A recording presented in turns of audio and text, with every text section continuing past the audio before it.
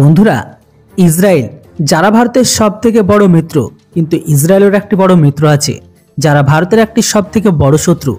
এমনকি ইসরায়েল ভারতের সেই শত্রুকে বড় বড় অস্ত্র সাপ্লাই করছে। আসলে ইসরায়েল এখানে সবথেকে বড় মিত্র হচ্ছে আজারবাইজান, যারা ভারতের এখন একটি নতুন শত্রু।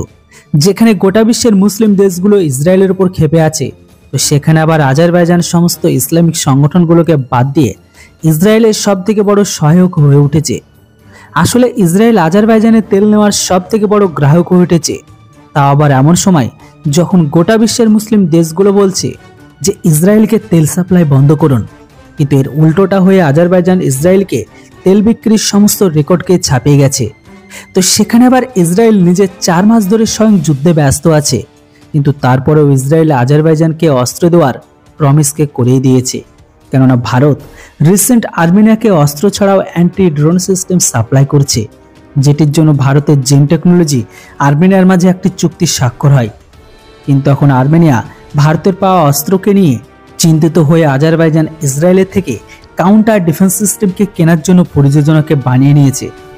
যেখানে ভারত একতরফা আর্মেনিয়ার সাথে খাড়া আছে, তো অন্যদিকে আবার আজারবাইজান ইসরায়েলের অস্ত্রের বড় একটি সাপোর্টার পেয়ে গেছে।